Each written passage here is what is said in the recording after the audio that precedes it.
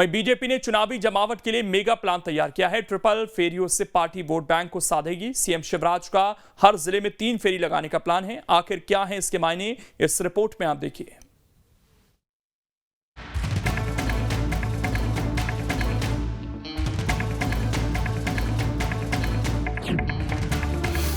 BJP ने बनाया triple फेरी plan.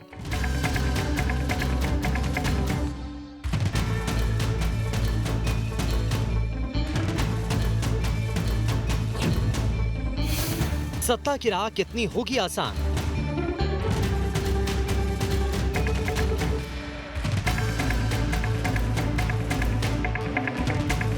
चुनाव में वोट को साधने के लिए बीजेपी ने ट्रिपल फेरी प्लान तैयार किया है। इसके तहत न सिर्फ जमीनी तैयारी तेज होगी बल्कि संगठन को भी धार मिल सकेगी। अब सवाल है कि आखिर पार्टी का ट्रिपल फेरी प्लान है क्या? तो हर जिले में 3-3 फेरियों को पूरा करने का संकल्प है। पहले पेशा की ब्रांडिंग के लिए 1/3 से ज्यादा सीटों पर दौरे हुए। अब लाडली बहन योजना को लेकर दौरे हो रहे हैं। आखिरी में जन आशीर्वाद यात्रा की शुरुआत होगी, यानी हर जिले में सीएम शिवराज जाएंगे। इसके साथ ही कोशिश की जाएगी कि हर सीट को भी कवर किया जाए। पार्टी का मानना है कि इससे बीजेपी के पक्ष में एक माहौल तैयार होगा जिसका फायदा चुनाव में मिल सकता है। शिवराज जी के नेतृत्व में लगातार मध्य प्रदेश ने विकास किया है। मध्य प्रदेश को विकास के पंख लगे हैं और मध्य प्रदेश ने सभी वर्गों के लिए, सभी धर्मों, जाति, वर्ग के लिए काम किया है और लगातार जनता के बीच में रहे हैं। जनता की हितकारी योजनाएं बनाई हैं और उसी का परिणाम है कि जनता ने सरकार को, जब भी सरकार जनता के बीच में गई है, भरपूर आशीर्वाद दिया है। और अब इसी क्रम में जन आशीर्वाद यात्रा निकाल रहे हैं। इसके पहले हमने विकास यात्रा निकाली। ये 22,000 घोषणाएं आज तक कर चुके हैं और इन्होंने किसी बात का क्रियान्वयन पूरे तरीके से नहीं किया है। हम लोग महंगाई से जूझ रहे हैं, हम लोग बेरोजगारी से जूझ रहे हैं, हम लोग लॉ एंड ऑर्डर की स्थिति बहुत खराब है प्रदेश के अंदर, उससे जूझ रहे हैं, हम लोग बच्चे कुपोषण से जूझ रहे हैं, शिक्षा के क्षेत्र में हम पिछड़ रहे हैं, चिकित्सा की हालात बहुत खराब है।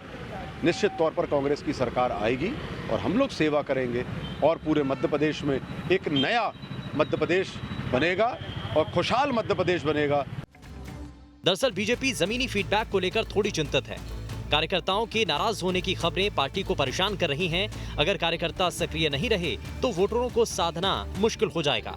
इसीलिए दिग्गजों के दौरे से एक माहौल तैयार करने की रणनीति भी है, जिससे कि कार्यकर्ताओं की पूछ परख बढ़े और उनकी सक्रियता भी। चूंकि सरकार के मुखिया शिवराज हैं, लिहाजा इसकी जिम्मेदारी शिवराज ने ही संभाली है।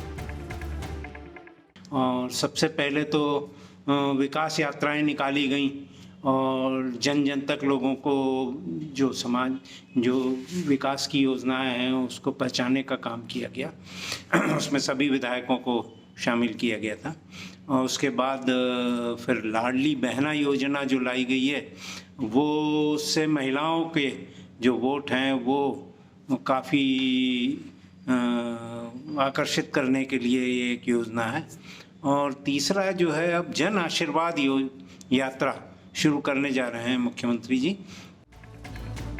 इसमें कोई दो राय नहीं कि बतौर सीएम और नेता जितने सक्रिय शिवराज रहते हैं, शायद ही कोई दूसरा नेता रह पाता है।